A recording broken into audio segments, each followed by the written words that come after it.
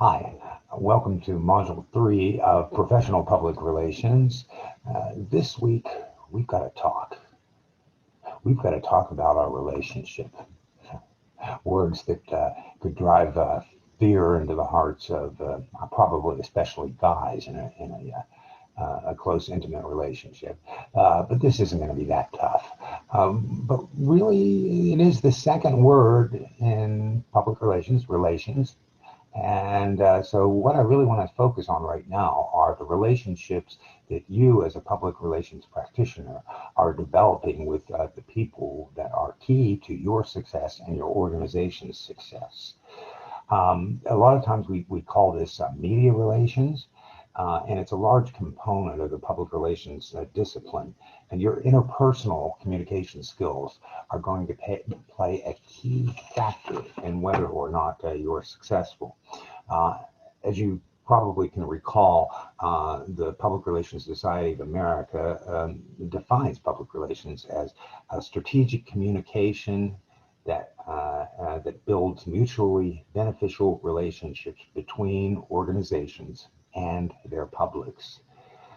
So, successful media relations efforts allow you to get coverage for your organization that accurately and favorably reflect the issues that you present to the media outlets.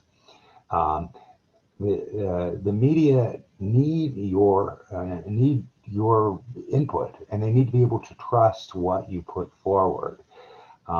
So your own abilities to communicate and to develop relationships with your contacts, especially within the news media, are very important.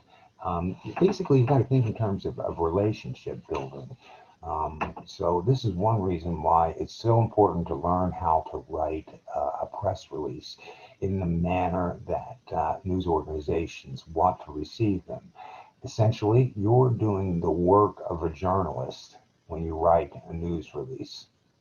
Uh, so you ideally what you want to happen is you'll send that news release out and they will publish it verbatim without changing a word, no edits at all.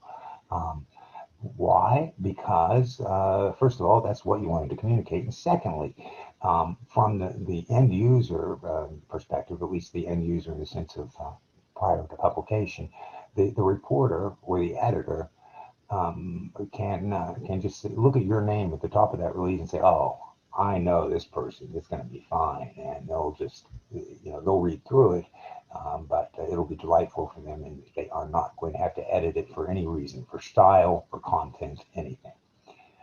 So, of course, you're going to write in an objective manner. You're not going to talk about our organization. You're going to talk about the organization in the third person. Anytime an opinion is expressed, that's going to come in the context of a quote that you put in your release from a company official, probably not you, but someone else, a higher up in the organization.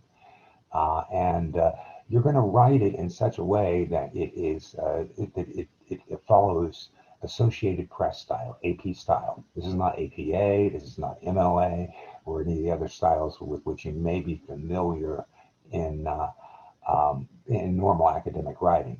This is a very specific journalistic style. It's kind of mid-level between high formal academic and then very casual text-based uh, um, type of writing. So these are our AP style books that are very good to help you with this. Also, just check out the examples that I've given you in the course of this lesson to show you the exact formatting for how you should put together a news release. The fact is, if your release doesn't look right, if it, and this may seem superficial because okay, it's just the overall look of a release, but if it doesn't look the way they expect it to look and have all the information right there handy, they're going to ignore your release. So you need to get it right. And remember, this is kind of a symbiotic relationship that you have with journalists. You need them to republish your news. They need you to supply content. So this can work out very well. I also suggest that especially if you have a relationship that you've begun to build with one or two specific reporters from different news outlets or editors or whatever their title is, um, don't just email them periodic news releases and things like that. Call them up, drop in and see them if possible. Ask them about their families or anything at all. Just to begin to develop that relationship. A key to good interpersonal relationships is to not talk about yourself, talk about the other person. Get to know this other person. Building that personal relationship will be a great benefit to you and your organization in getting consideration for having your news releases covered. So keep that in mind. Look carefully at the format. You'll be writing an example of a news release. And if I recall properly, it's going to be from a different perspective than what you're going to be doing. You're going to be advocating for your organization. And my challenge to you is to write a news release that is counter to what your organization would want to put out, and there's a good reason for that too.